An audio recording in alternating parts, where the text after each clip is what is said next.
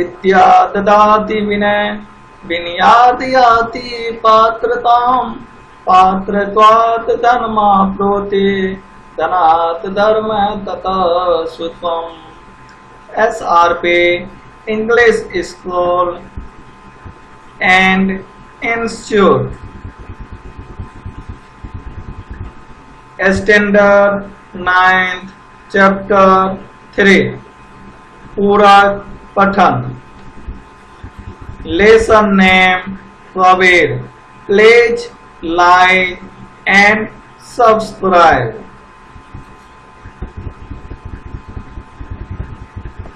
Lesson name Kavir।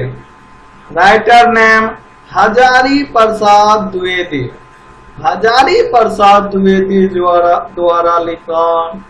पूरक पठन एक कबीर, जिसमें हम लोग कबीर जी के बारे में जानेंगे। हजारी प्रसाद द्विवेदी जी का परिचय। द्विवेदी जी का जन्म 19 अगस्त 1907 ईस्वी में दुबई का छपरा बलिया उत्तर प्रदेश में हुआ था। मृत्यु 19 मई 1979 ईस्वी को उत्तर प्रदेश में हुआ। परिचय। द्विवेदी जी हिंदी के शीर्ष साहित्यकारों में से एक है। भारत में जितने भी हिंदी में साहित्यकारों में से टॉप स्थान में है, उनमें हजारी प्रसाद द्विवेदी जी का भी नाम आता है। आप उच्च कोटि से निबंधकार, उपन्यास, आलोचक, चिंतक एवं शोधकर्ता है। आप जितने भी उच्च कोटि के निबंध होते हैं वो लिखते हैं, उपन्यास लिखते हैं, आलोचक लिखते हैं, चिंतक लिखते हैं एवं शोध करते हैं।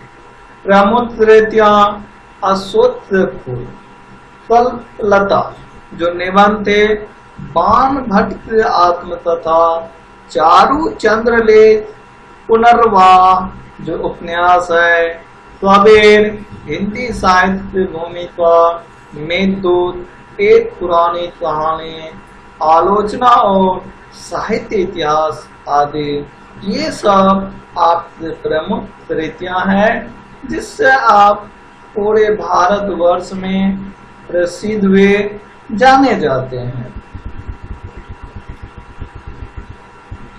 गद्य संबंधी आलोचना। किसी विषय वस्तु के लक्ष्य को ध्यान में रखते हुए उसके गुण दोष एवं उपयुक्तता का विवेचन करने वाली विद्या आलोचना है।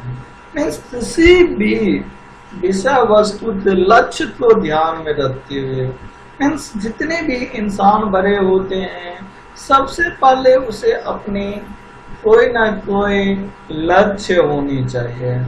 उस लक्ष्य को ध्यान में रखते हुए उसके गुण दोष एवं उपयुक्तता का विवेचन करने वाले विद्या आलोचना है।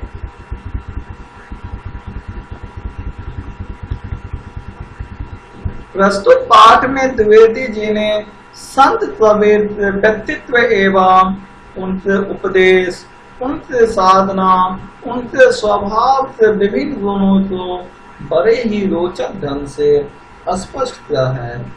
द्विवेदी जी इस पूरक पठन में कबीर जी के जो व्यक्तित्व थे, पर्सनल लाइफ थे, उनके बारे में तथा उनका जो उपदेश थे, जो सोच थी, उसके बारे में, फिर कबीर जी की साधना करते थे उनके बारे में, और उनके स्वभाव के विभिन्न गुणों को बड़े ही रोचक ढंग से स्पष्ट किया है। शब्द संसार। फत्वर मीन्स मस्त, हठ योग का एक प्रकार, सूरत कार्य सिद्धि का मार्ग, मेघ तिल कांटा, मुरारा मीन्स जलती हुई लकड़े, क्रांतदर्शी मीन्स दूरदर्शी, मासुक मीन्स प्रिय, तहत में जांच, सब में शांति क्षमा। मुहावरा दाल न गलना सफल न होना। कबीर जी हिंदी साहित्य के हजारों वर्षों के इतिहास में कबीर जैसा व्यक्तित्व लेकर कोई लेखक उत्पन्न नहीं हुआ। आज से हजारों वर्षों के इतिहास में अगर हम देखते तो कबीर जैसा कोई ऐसा व्यक्तित्व नहीं मिला। महिमा में यह व्यक्तित्व केवल एक प्रतिद्वंदी जानता है, तुलसीदास।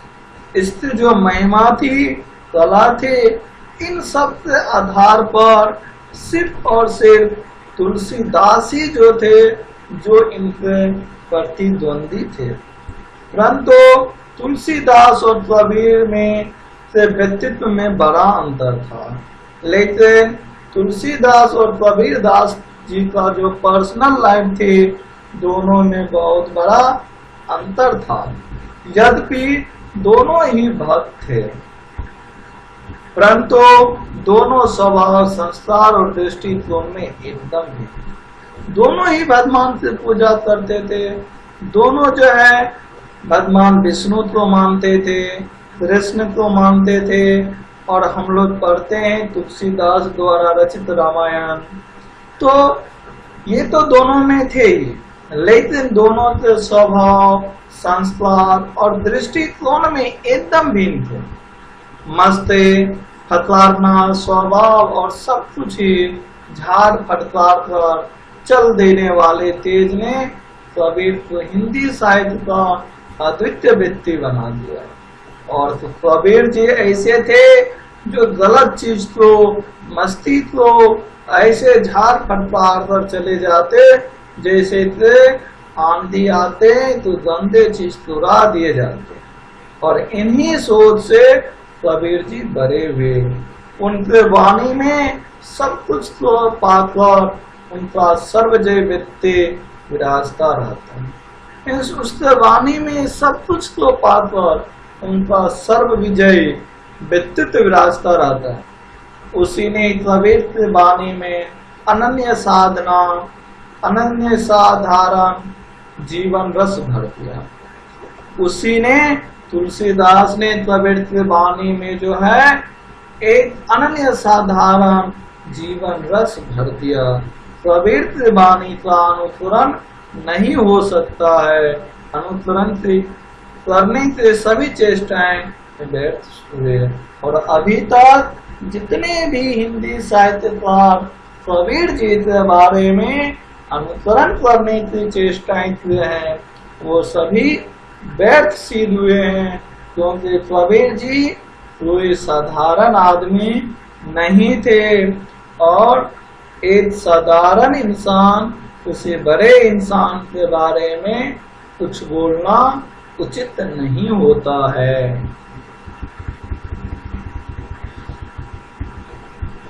कबीर दास के वाणी वह लता है जो योग के क्षेत्र में भक्ति का बीज पड़ने से अंकुरित हुए। कबीर दास के वाणी वह लता है जो योग के क्षेत्र में भक्ति का बीज पड़ने से अंकुरित हुई। मीन्स कबीर दास ही के द्वारा जो भक्ति का बीज आज हम लोग भक्ति करते हैं, उनके बीज उसी से अंकुरित हुई थी।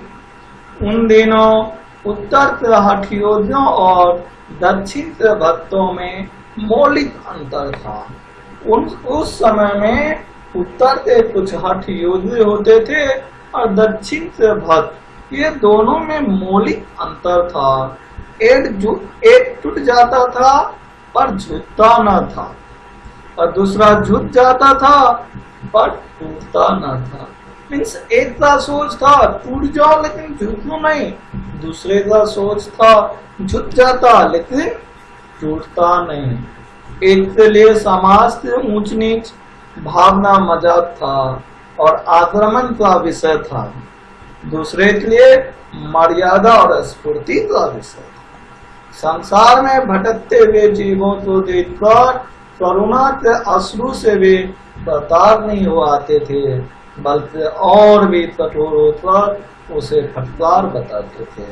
वे सर्वजत पाप को अपने ऊपर ले लेने की वांछा से ही विचलित नहीं हो पाते, बल्कि और भी कठोर और सुस्त होकर सूरत और विरत का उपदेश देते थे। मीन्स एक जो थे वो तो समाज के लिए सोचते थे, और एक जो है जो समाज से विपरीत थे।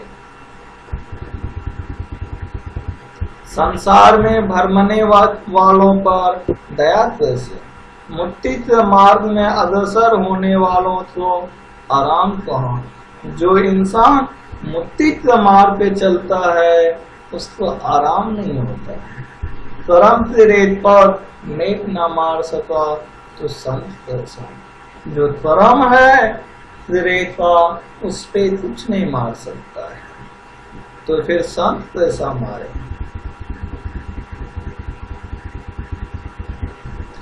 ज्ञान का दैंद कर, सूत का दंड कर। ज्ञान का दैंद कर, सूत का दंड कर। खेल चुगान मैदान माहे, जग का भरमाना छोड़ दे बालक, आजा भेष भगवान का। बोलते हैं अथर्ता कबीरदास का सर्वप्रधान गुण नहीं है। जब वे अवधूत या योजित को संबोधन करते हैं तभी उनकी अथर्ता पूरे चढ़ाव पर होती है। वे योत विकट रूपों का अवतरण करते हैं, गगन और पवन से पहले बुझाते रहते हैं। सुन और सहज का रहस्य पूछते रहते हैं, द्वैत और अद्वैत के सत्य की चर्चा करते रहते हैं। जहाँ भी कबीरदास जी अपने भाषण देते हैं, संबोधन करते हैं, तो वे वहाँ पे विकट रूपों का अवतरण करते हैं, गगन और पवन से पहेलियां बुझाते रहते हैं, सूत्र और सहज का रहस्य पूछते रहते हैं। अब दो अक्षर हूँ सो न्यारा, जो तुम पवना गगन चढ़ाओ गुफा में बासा। गगना पवना दोनों बिन से सहज जोध तुम्हारा। गगना मधे ज्योति झलके पानी मधे तारा। घटी नीर विन सीने तारा निकरी गयो द्वारा।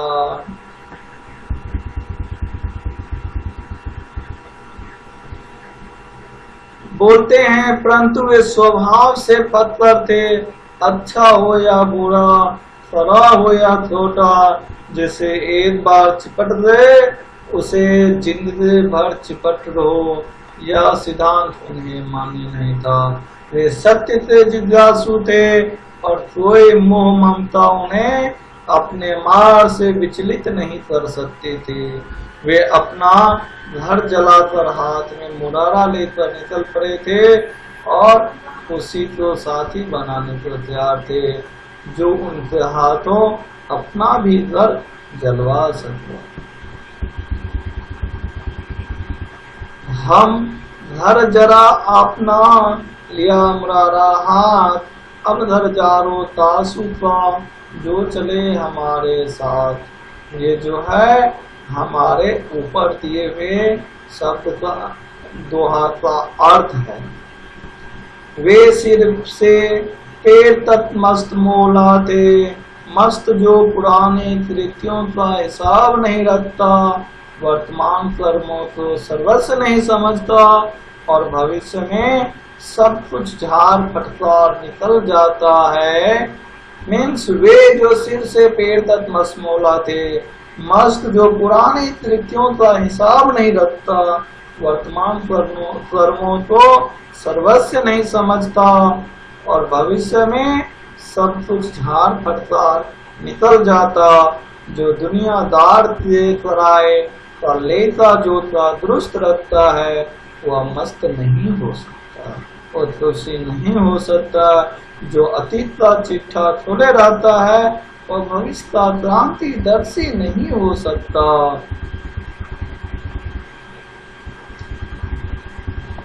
जो मतवाला है वह दुनिया के माप जोत से अपनी सफलता का हिसाब नहीं करता। कबीर जैसे फतवर को दुनिया के होशियारी से क्या वास्ता, ये प्रेम से मतवाले थे मगर अपने को उन दीवानों में नहीं गिनते जो मासूम के लिए सर पर कफन बांधे रहते थे। मीन्स कबीर जी जो है वो दुनिया के बारे में जो होते सोचते तो थे लेकिन उनसे सफलता और असफलता का हिसाब नहीं रखते। कबीर जी सिर्फ प्रेम के मत वाला थे, बट ऐसा प्रेम नहीं जिसके लिए हमेशा सर में कफन बांधे फिरते। हमन है इश्क मस्ताना, हमन को होशियारी क्या, हमें तो इश्क ही मस्ताना है, हमें होशियारी पैसा। रहे आजाद या जद से, हमन दुनिया से यारी क्या। चाहे जग में सब खुश रहे, स्वतंत्र रहे, आजाद रहे, हमें दुनिया से क्या लेना। जो फिर पिछड़े है प्यारे से, भटकते दर बदर फिरते, हमारा यार हमसे में हमन को इंतजार क्या। जो बिछड़े हैं वो बिछड़ जाएंगे, जो प्यारे से है वो रहेंगे, जो भटकते हैं दर बदर फिरते हैं फिरेंगे, हमारा यार है हमें हमन को इंतजार क्या। हम उसका कैसा इंतजार जो हमसे भटक चुके हैं, बिछड़ चुके हैं, छूट चुके हैं। अभी हमारे सामने जो है हमें उसकी ध्यान देना चाहिए, उसकी कदर करनी चाहिए। इसीलिए ये फतवा राम से धोते में आने वाले ना थे। दिल जम गया तो ठीक है और ना जमा तो राम राम करके आगे चल दिए। योग प्रक्रिया तो उन्होंने डट कर अनुभव का पर ऊंची नहीं जच्ची नहीं। उन्हें यह परवाह न थे कि उनका सफलता पर क्या टिप्पणी करेंगे। उन्होंने बिना लाज लपेटते, बिना झिझक और संतोष के ऐलान किया। मीन्स जितने भी इंसान बड़े हुए वो अपने असफलता पर आदमी के द्वारा जो भी टिप्पणियां आते हैं उसको ध्यान में नहीं रखते और अपना जो कर्म है, अपना जो लक्ष्य है उसमें लगे रहते हैं। इसी तरह से जो थे कबीर जी थे।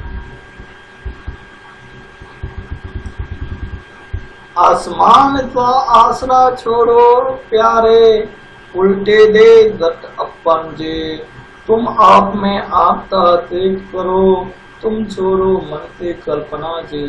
बोलते आसमान का आसरा छोड़ दो प्यारे, तो आसमान है कोई हमारा सहारा है, वो जो आस है तुम्हें वो छोड़ दो। अब उल्टी देख गट अपन जे, अबे जो कुछ करना है खुद को देखो, खुद के लिए करो, तुम आप में आप हासिल करो। तुम जो भी है वो खुद में ढूंढो, खुद में सर्च करो, उसी से तुम्हारा राह मिलेगा। तुम छोड़ो अब मन की कल्पना, ये था वो था, जो हमारे मन की कल्पना है अब उसे छोड़ो प्यारे। आसमान अर्थात गगन चंद्र के ब्रह्म ज्योति, जो वस्तु केवल शारीरिक व्यायाम और मानसिक समाधि का साध्य है वह चरम सत्य नहीं हो सकते। केवल शारीरिक और मानसिक कवायद से देखने वाली ज्योति जर्चित की कल्पना मात्र है, वह भी बाध्य है। कबीर ने कहा और आगे चलो, केवल क्रिया बाह्य है, ज्ञान चाहिए, ज्ञान बिना ज्ञान से योग्य व्यर्थ है। हमें हमेशा ज्ञान लेना चाहिए। कबीर के यह घर हुक्मस्ते, फकरना लापरवाही और निर्मम, अतरता उनके अखंड आत्मविश्वास का परिणाम थी। मीन्स विश्वास बहुत बड़ी चीज होते हैं। उन्होंने कभी अपने ज्ञान को, अपने गुरु को और अपने साधना को संदेह की नजरों से नहीं देखा। जो इंसान अपने ज्ञान, अपने गुरु और अपनी साधना को संदेह की नजर से देखता है, वो जीवन में कभी आनंद नहीं पाता। अपने प्रति उनका विश्वास कहीं भी ढीला नहीं, कहीं हिला नहीं। कभी गलती महसूस हुई तो उन्होंने एक क्षण के लिए भी नहीं सोचा कि किस गलती के कारण वे स्वयं हो सकते। मीन्स जो भी बड़े इंसान होते, जब उनसे कोई गलती होती है तो वो अपनी गलती बिना क्षण गवाए वो एक्सेप्ट कर लेती है कि यह गलती हमारे कारण हुई है, हमें इसका जो दंड होगा वो भोगना है और ऐसा गलती दोबारा नहीं करना है। उनके मत से गलती बार बार प्रक्रिया में होती थी, मार्ग में होती थी, साधना में होती थी और हर जगह गलती होती है। वैसे हमारे जितने भी जीव जंतु पृथ्वी पे है वो सब कोई ना कोई किसी तरह से एक दूसरे से ही विद्या या बुद्धि अर्जित करते हैं, स्वयं से कुछ नहीं। वे वीर साधक थे और वीरता अखंड आत्मविश्वास को आश्रय करके ही पनपती है। तो वीर साधक थे, यानी जो साधना करते थे उसमें वीर थे, और जो वीर पुरुष है उसका अखंड आत्मविश्वास को आश्रय ही पनपती है। प्रवीर के लिए साधना एक विकट संग्राम स्थले थे जहाँ कोई विरला सूर ही टिक सकता। और साधना भी एक छोटी चीज नहीं है जो सब कोई कर ले। एक छोटी सी प्रॉब्लम आती है तो इंसान हिल जाती है, और साधना तो बहुत बड़ी चीज है। कबीर जिस साहित्य साधना करते थे वह मुख्य बातों से नहीं मिलता था, उस राम के सिर देकर ही सौदा किया जा सकता। मीन्स कबीर जी जिस साहित्य साधना करते थे वो इतनी छोटी साधना नहीं थी जो फ्री में मिल जाए। उसके लिए अपना जीवन सर्वस्व समर्पित करना होता था।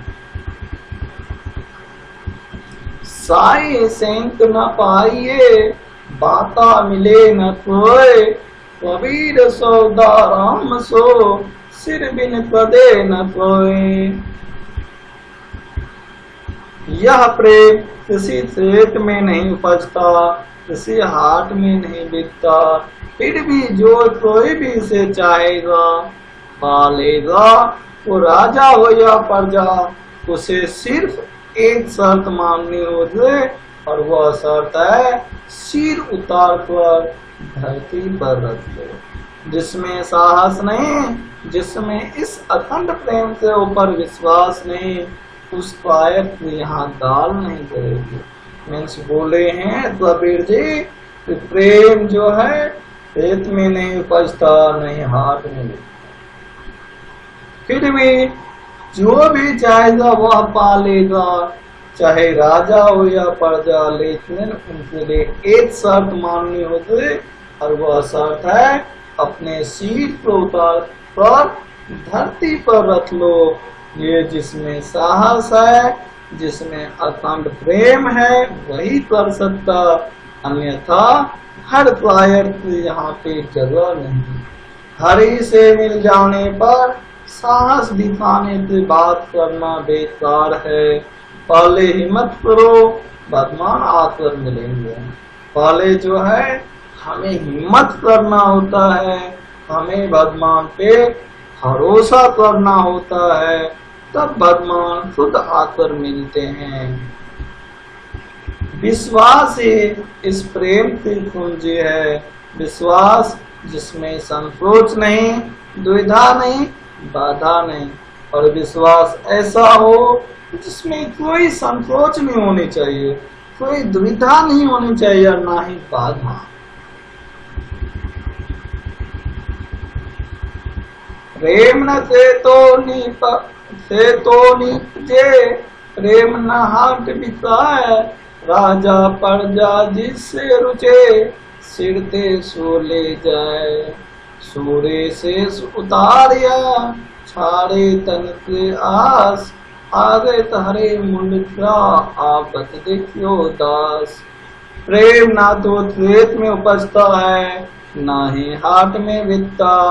राजा हो या प्रजा, जो चाहे उसे मिलेंगे, सिर्फ उनके लिए शर्त है कि अपने शीश उतार कर धरती पर रखो, छाड़ी तन से आस छोड़ो।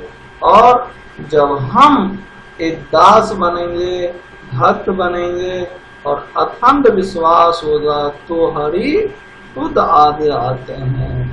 भक्ति के अतिरिक्त में उन्होंने कभी अपने को पतित नहीं समझा, क्योंकि उनके देने में भी उनका आत्मविश्वास साथ नहीं छोड़ देगा। उनका मन जिस प्रेम रूपे मदिरा से मतवाला बना हुआ था, वह ज्ञान के रूप से तैयार की। युगावतारे सत्य और विश्वास लेकर वे पैदा हुए थे और युद्ध प्रवर्तक की दृढ़ता उनमें वर्तमान थे, इसलिए वे युद्ध परिवर्तन कर सके। एक वाक्य में उनके व्यक्तित्व को कहा जा सकता है, वे सिर से पैर तक मस्त मौला थे, बेपरवाह थे, दृढ़ थे, उग्र थे, उस्मादी, कोमल थे, वज्रादपी, कठोर थे।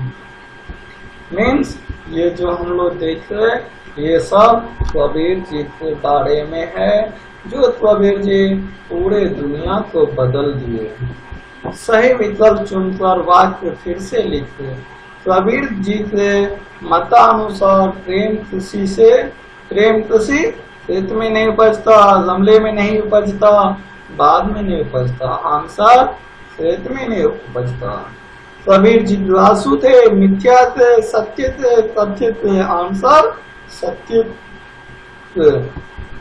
Thanks for watching.